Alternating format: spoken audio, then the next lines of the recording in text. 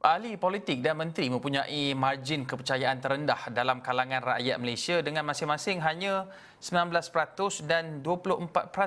Dan perkara itu didedahkan menerusi kajian Trust in Professions yang dijalankan firma penyelidikan pasaran Ipsos Sdn Bhd dari 23 April hingga 7 Mei lalu membabitkan lebih 19,000 responden dari 28 buah negara. Dan selain itu, eksekutif pengiklanan pula menduduki tangga ketiga paling rendah dengan 26%. Dan berdasarkan tinjauan global, masyarakat dunia turut mengakui profesion sebagai ahli politik tidak boleh dipercayai dengan nilai kepercayaan antara 3 hingga 19% di kedudukan paling bawah. Dan senarai itu diikuti rapat menteri dengan peratusan kebolehpercayaan antara 5 hingga 25%. Sementara itu, tinjauan yang sama mendapati profesion kedoktoran mendapat nilai kebolehpercayaan tertinggi dengan 68% rakyat Malaysia menganggap mereka ini boleh dipercayai. Guru 65%, ahli sains 57%, tentera 52%, hakim 49%, pembaca berita 42%, polis dan peguam masing-masing 40% serta wartawan 32%.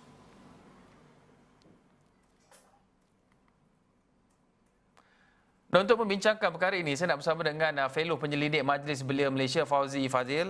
Cik Fauzi, kalau kita lihat kepada dapatan hasil kajian Ipsos itu, ahli politik ini mereka ni pembuat dasar, pembuat undang-undang, tetapi mereka tidak memperolehi kepercayaan ataupun kalau ikut margin kepercayaan Ipsos itu paling rendah tahap kepercayaannya. Apa yang menyumbang ataupun keadaan menyebabkan orang tak percaya kepada ahli politik dan juga menteri ini? Okey, baik. Terima kasih. Ya, Hakim. Terima kasih atas sambutan daripada Isra Wadi. Saya ingin respon sikit pertanyaan tadi dengan keadaan pada masa sekarang lah. Kalau kita tengok ya, kenapa kepercayaan terutama golongan belia kepada golongan-golongan yang terlibat dalam politik yang sangat rendah, lebih kurang 15%, disebabkan oleh perlibatan suara belia yang tidak dilibatkan dalam pembangunan negara dan juga sokongan oleh golongan dewasa yang sangat kurang untuk nak memahamkan golongan belia tentang keadaan politik pada masa sekarang. Saya ambil contoh ya, tentang perlibatan suara belia. Kalau kita tengok baru-baru ini pihak pembangkang dan kerajaan telah menandatangani sebuah MOU untuk mentadbirkan keadaan politik di negara kita. Tapi kita dapat lihat dalam perbincangan untuk membentuk MOU itu, golongan belia tidak dilibatkan. Sedangkan kalau kita tengok MOU itu menentukan hal tuju kerajaan yang baru dibina dan juga perkara-perkara yang perlu didulukan dalam pentadbiran kerajaan. Dan kalau kita dapat lihat, apabila suara belia tidak dilibatkan dalam MOU tersebut, baru-baru ini Dr. Mazli Malik dalam Dewan Rakyat telah membangkitkan bahawa isu pendidikan tidak disentuh dalam MOU tersebut.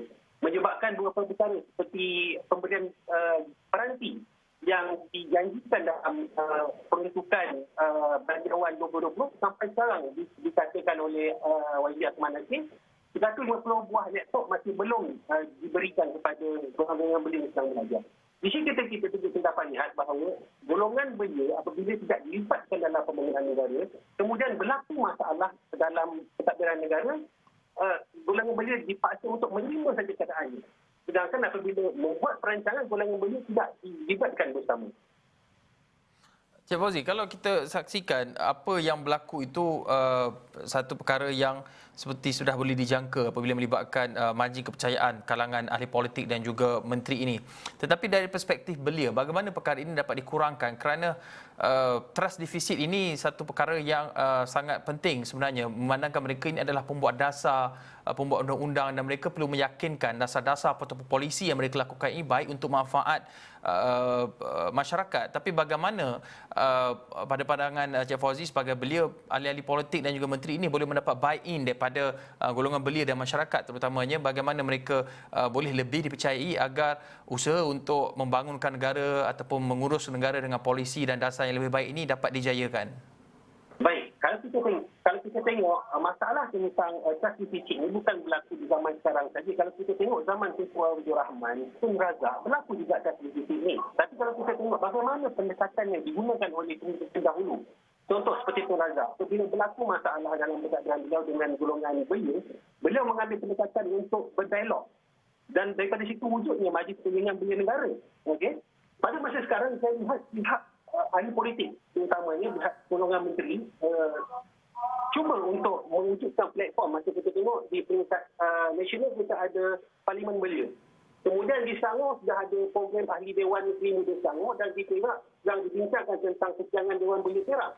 Okey, maksudnya memang ada usaha di pihak golongan ahli politik untuk mewujudkan platform perbincangan dengan golongan belia. Tapi masih belum mencukupi kerana platform yang disediakan itu masih terhad.